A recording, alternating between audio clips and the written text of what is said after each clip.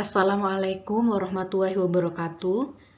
Salam sejahtera bagi kita semua. Semoga semuanya dalam keadaan sehat. Pada kesempatan kali ini saya akan menjelaskan sedikit terkait dengan pengantar ANN atau Artificial Neural Network. Ada 4 hal yang akan dibahas dalam video ini. Yang pertama terkait dengan pengantar neural network. Kedua, bagaimana representasi dari NN. Ketiga, terkait dengan karakteristik dan task yang dapat diselesaikan dengan metode neural network. Dan yang terakhir terkait dengan contoh dari pengaplikasian atau penggunaan neural network.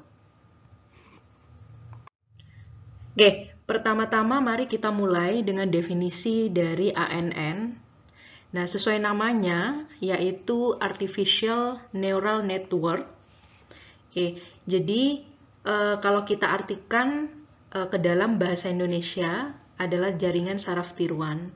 Jadi ada kata tiruan.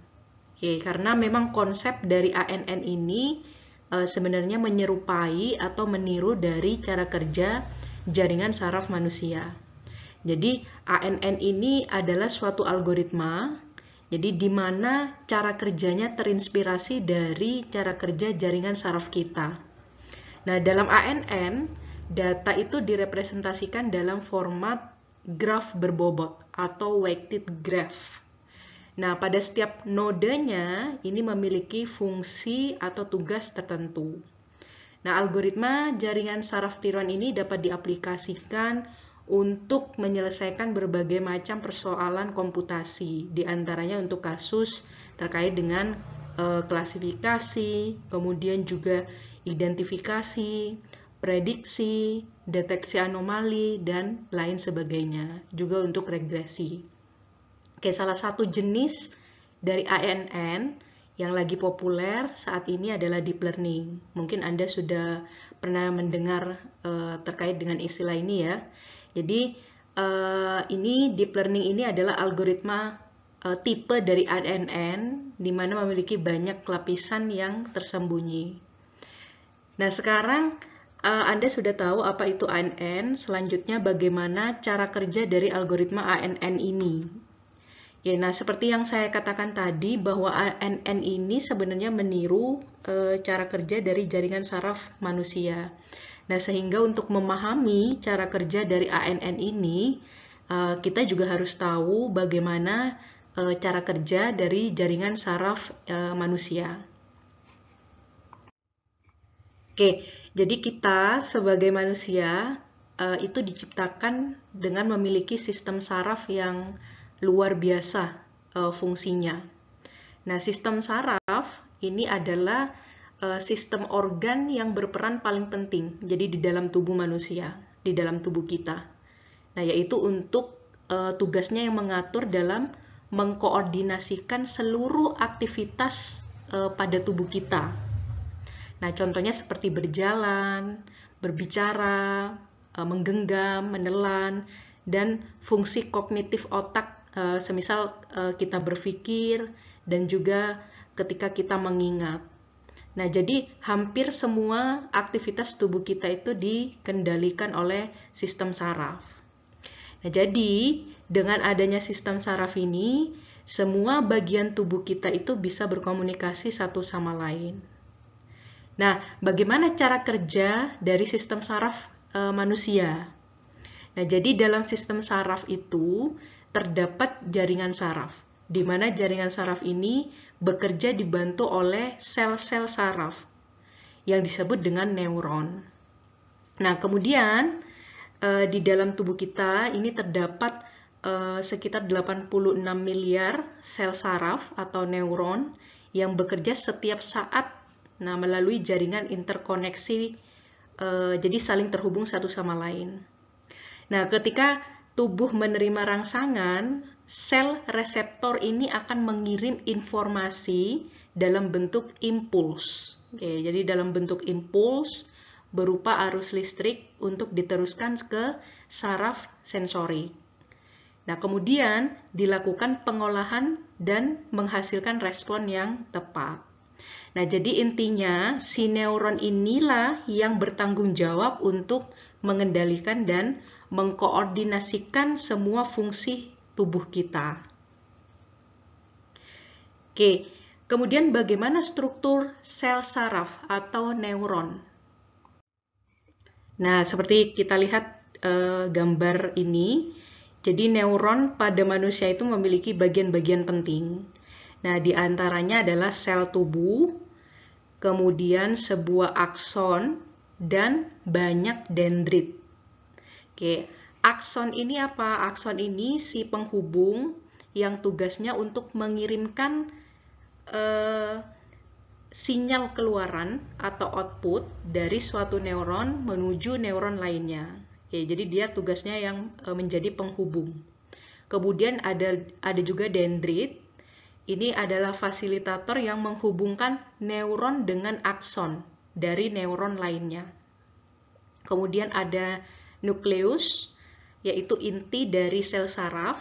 Ini sebagai pusat dari pengolahan informasi. Kemudian yang terakhir ada sinapsis.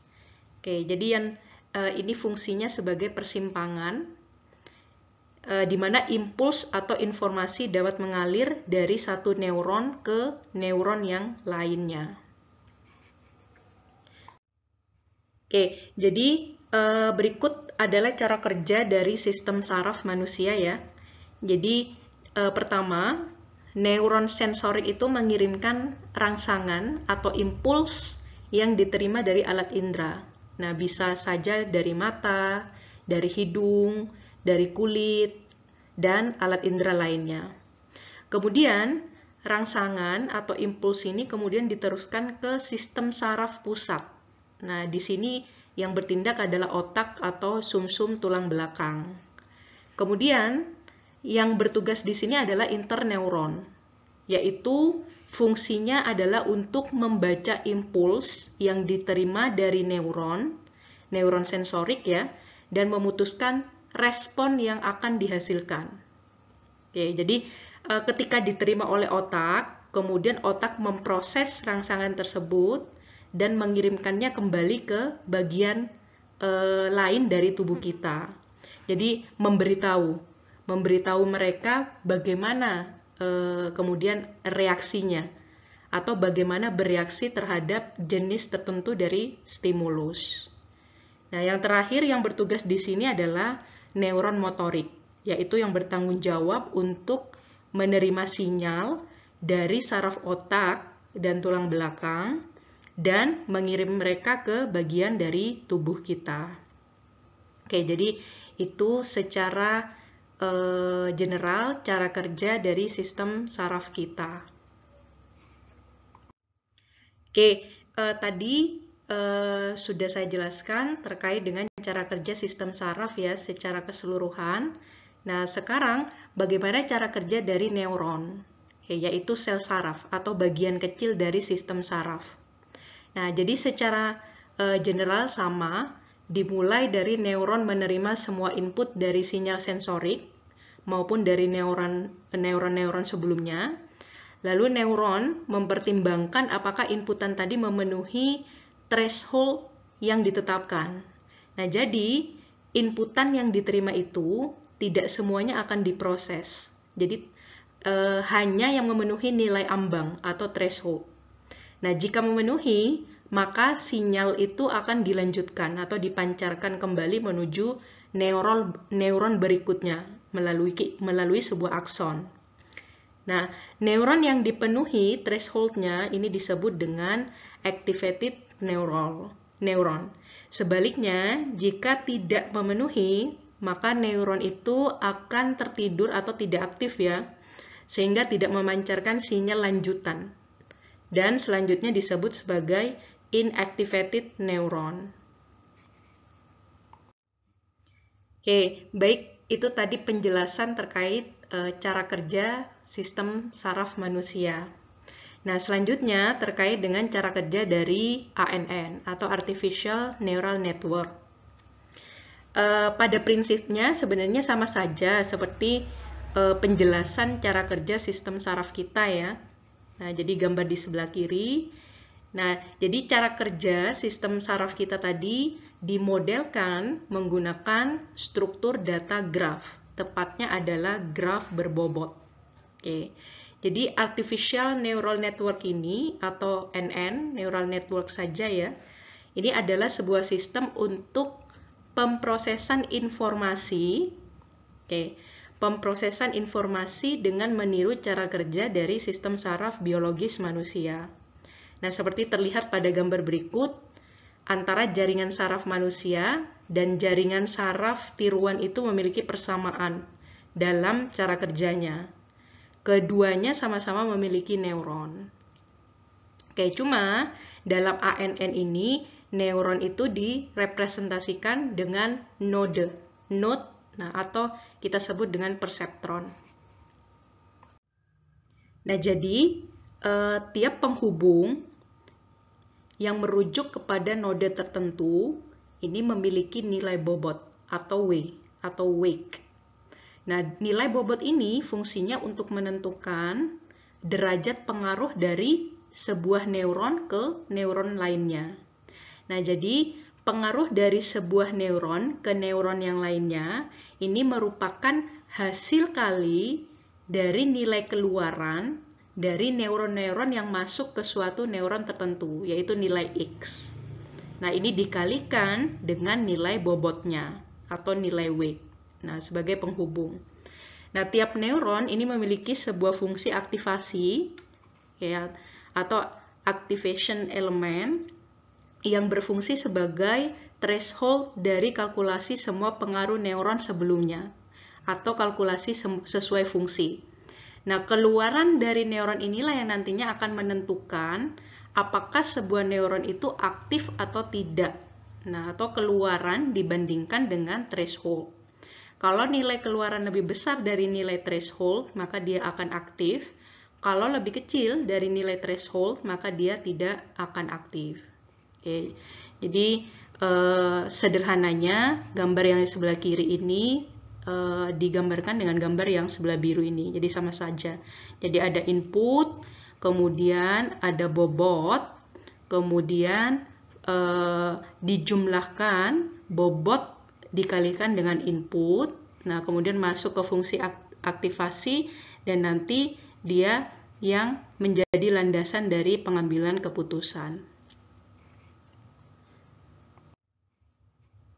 Nah, berikut adalah contoh dari representasi ANN. Jadi ada prototipe sebuah kendaraan dengan sistem kemudi otomatis ya.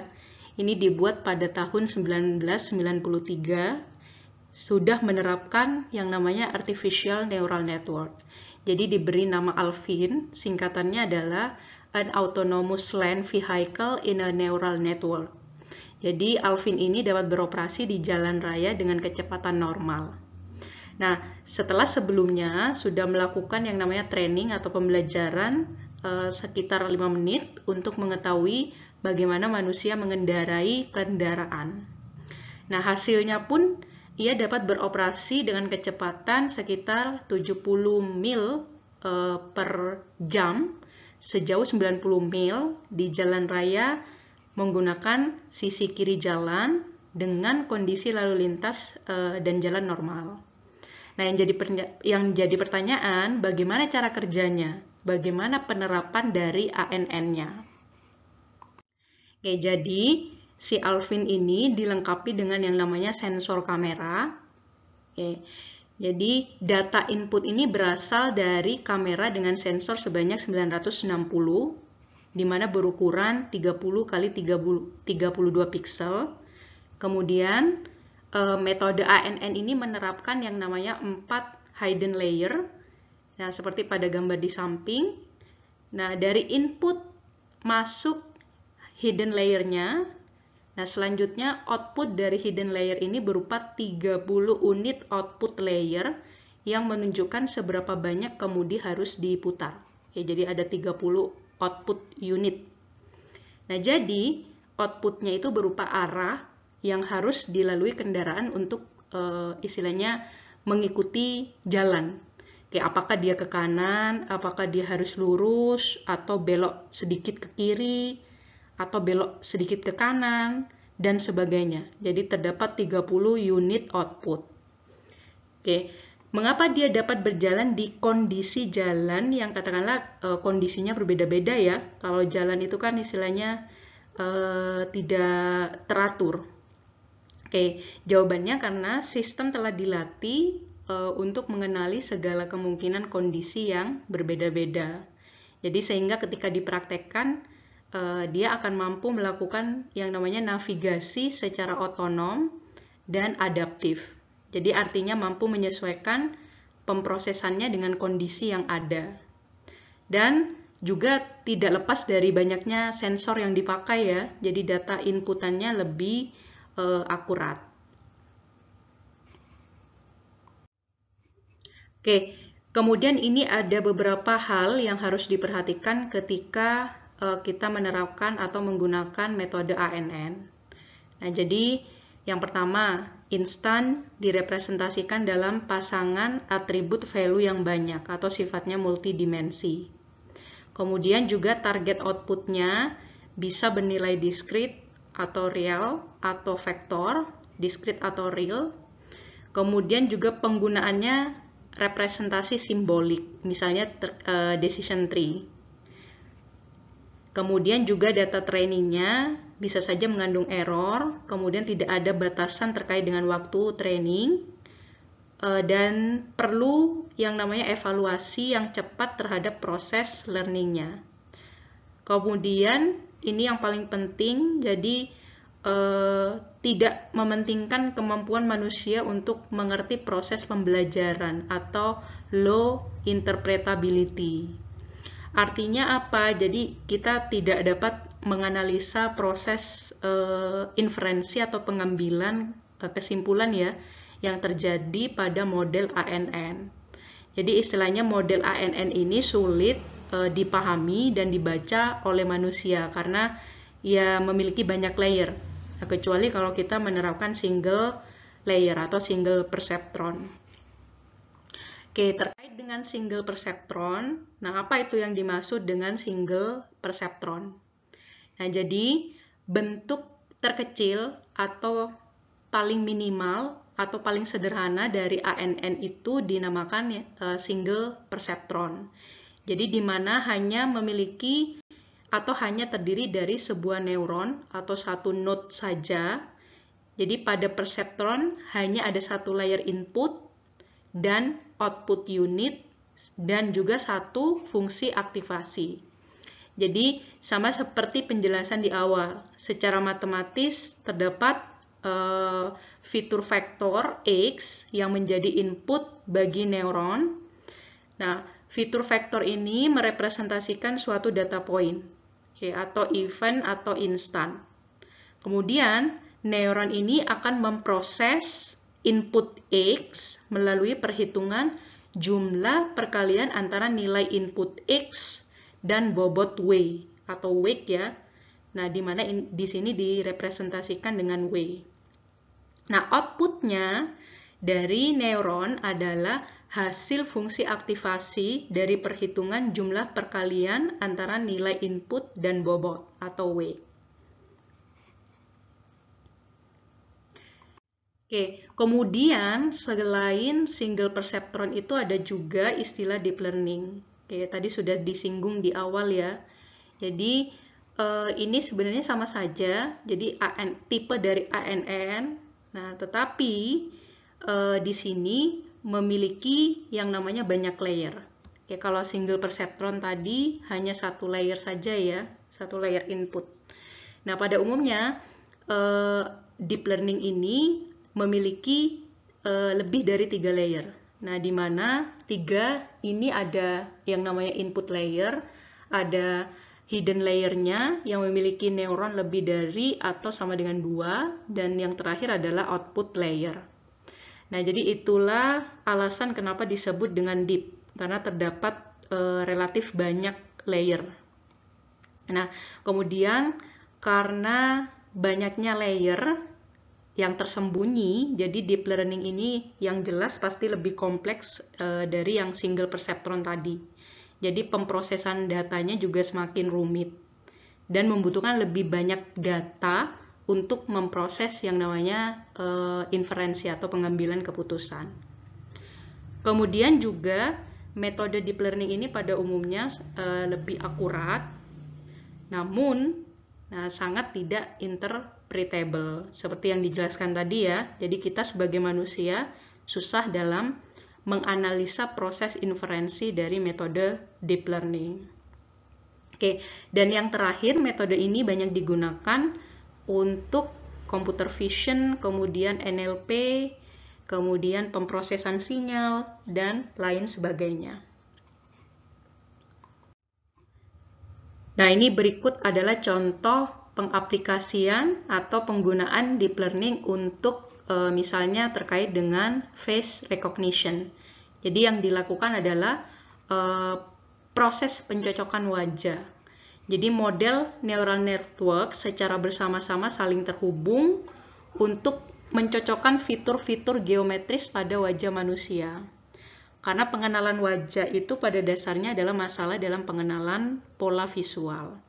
Nah, jadi secara rinci sistem pengenalan wajah ini membutuhkan suatu input data berupa gambar, kemudian dicocokkan dengan data pada database. Nah, outputnya dapat berupa identitas orang ya pada citra input. Oke, basis data wajah juga digunakan untuk nantinya mengevaluasi metode yang diusulkan. Jadi dalam hal ini untuk keperluan deteksi dan penyelarasan wajah atau pencocokan wajah. Nah, manfaatnya pun banyak dari teknologi pengenalan wajah ini. Semisal dapat digunakan untuk robot ya dalam mengenali wajah seseorang. Semisal untuk tujuan investigasi, kemudian juga untuk pemantauan, kemudian juga untuk analisis konten video dan lain sebagainya. Nah, tapi juga ada hal kontroversinya, semisal dalam hal privacy. Jadi muncul katakanlah kejahatan-kejahatan seperti memperjualbelikan data diri orang lain. Dan ini tentunya membuka peluang untuk tindakan-tindakan ilegal ya, semisal melakukan scanning secara diam-diam tanpa izin dari pihak-pihak yang bersangkutan. Oke, contoh lainnya juga terkait dengan klasifikasi musik. Nah, misalnya seperti proyek-proyek berikut ini terkait dengan rekomendasi musik di Spotify ya menggunakan metode deep learning. Nah, kemudian juga bagaimana mengklasifikasikan musik menggunakan metode neural network. Jadi klasifikasi itu dapat dilakukan dengan menggunakan data yang disediakan oleh Spotify Web API. Jadi bisa merujuk ke link berikut. Nah, jadi Spotify Web API itu mengembalikan atau memberikan metadata berupa JSON. Jadi datanya bisa tentang artis, tentang album, kemudian tentang track, langsung dari Spotify data katalog. Oke, kemudian ini kita bisa analisis. Oke, itu saja penjelasan singkat terkait dengan pengenalan neural network. Nah, sebetulnya ANN ini pembahasannya sangat luas, jadi Anda yang ingin mendalami metode ini, sebenarnya Anda dapat belajar dari sumber-sumber yang kredibel ya, atau dari buku referensi. Banyak sekali sumber-sumber yang menyediakan tutorial terkait dengan pengaplikasian ANN. Jadi istilahnya tinggal niat kita saja dalam fokus mempelajari. Oke, itu saja dari saya. Semoga apa yang disampaikan dapat bermanfaat. Terima kasih sudah menonton video ini. Sampai jumpa di lain kesempatan. Oke, terima kasih. Wassalamualaikum warahmatullahi wabarakatuh.